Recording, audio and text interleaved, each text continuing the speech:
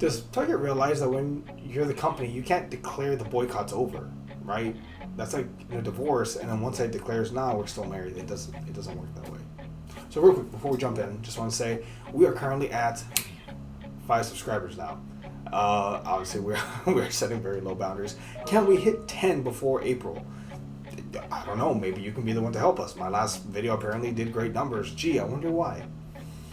Do us a favor, help us hit 10. I'd appreciate it. Let's get back into it. So, with the second term well underway, Trump not only rolled back DEI terms for the United States government, but encouraged / kind of threatened companies to do the same. Costco told Trump on no uncertain terms, essentially, go fuck yourself. Wait, how's Costco doing from this time from last year to now? Let's pull the numbers, shall we? Demonstrates a strong performance in 2025, well into early 2026, driven by high membership retention at about 90%, nearing 90%, with robust growth sales within the Q1 of 2026. Revenue increasing by 8.2%, up to $65.98 billion. Growth is powered by warehouse expansion, 28 new stores planned for the fiscal 2026 year, and strong e-commerce growth along with a high valuation. Suggesting moderate growth for future expectations. Interesting. How's Target doing? 2025 performance, slow or low growth. 2025 was a difficult year characterized by declining traffic and failing sales. The fourth quarter of 2025 saw a 2.5% decrease in comparative sales from the full revenue year last year. It also overall fell by 1.68%, down to $104.78 billion, following a very weak 2025 performance, according to CNBC.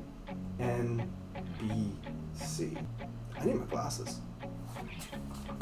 So now, why is this? Let's be clear. It was the very public backing of Trump's policies, or more like the desecration of the DEI policies, which has always done well for businesses, right? I mean, over the last 25 years, Target was known not only as an upscale version of Walmart, but it was also known to be a welcoming place that was open to all individuals on a professional level.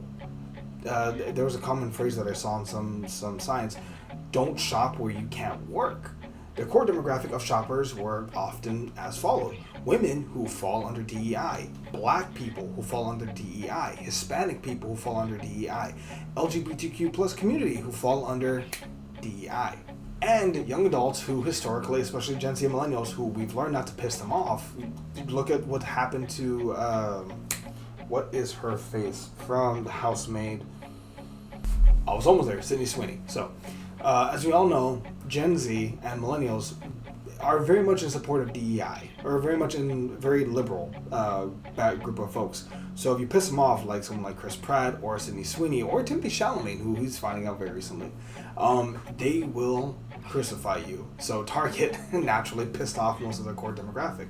Now, I've never been to business school, but I would imagine pissing off your core customer base wouldn't be a good thing. In the last year that followed, Target saw a sharp decline in customer traffic, foot traffic, and spending as a whole, forcing them to slow down expansion, causing layoffs and their stock to dip. I know because I owned some of their stock. Owned. Past tense. Now, rather than fire the CEO and declare that it was a mistake was made, Target somehow decided that the boycott was over while their CEO stepped aside for their COO to step in, but the CEO is now like on a different kind of board, and that's not how this works.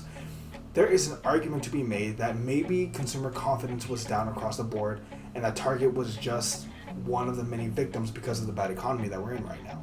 But I do point towards Costco and their response to keep the DEI policies in place that helped them. New leadership, Michael Fidek, who took over, Fidek, I hope I'm pronouncing his last name correctly, took over as CEO following the departure, the stepping aside of longtime CEO Brian Cornwell, in a shift driven by plumbing sales and investor pressure linked to the Target fast or the boycott. As of right now, the retailer has confirmed it is not making new commitments to reverse the 2024-2025 reduction of DEI initiatives, including scaling back the LGBTQ plus Pride membership, something that they were really known for a number of years, something that I imagine got them a lot of good press and also a lot of goodwill from the community. Now, Fidek, in my opinion, is wrong. He's focusing on operational efficiency, including membership and improving in-store customer experience, rather than reversing the DEI policy changes. While some organizers did announce the end of the Target fast after meeting with leadership in March 2026, other activist groups are arguing that the company has not made any concessions on its policy changes, to which, yeah, no, I agree on that one. Publicly, Target has stated they've invested $2 billion in black-owned businesses, but they have yet to show, and I'm quoting here, receipts.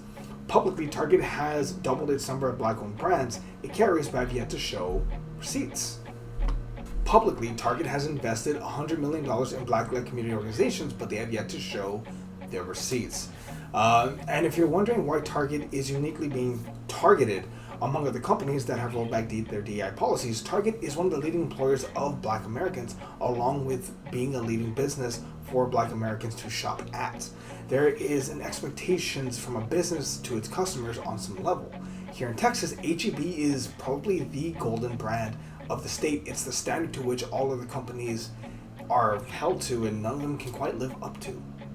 In every winter storm, every hurricane, and every emergency, H-E-B has stepped up to help its communities, and I'm convinced that if it wasn't for H-E-B during the pandemic, Texas would have been in much worse shape. So whenever H-E-B introduces a new product, or if I buy something from the H-E-B brand, like their version, I trust it because they have that equity with their consumers. Target just lost all of theirs. And I do think that if they came out with a campaign where they said, we made a mistake and we're sorry, we have new leadership and we're reinstating our DI policies, their practices, their stocks would probably jump. They could start the recovery process instead of the way things are right now. Well, what do you think? Are you going to go shop at Target? Let us know down below. We'd really appreciate it. And we'll catch y'all next time. See you, everybody.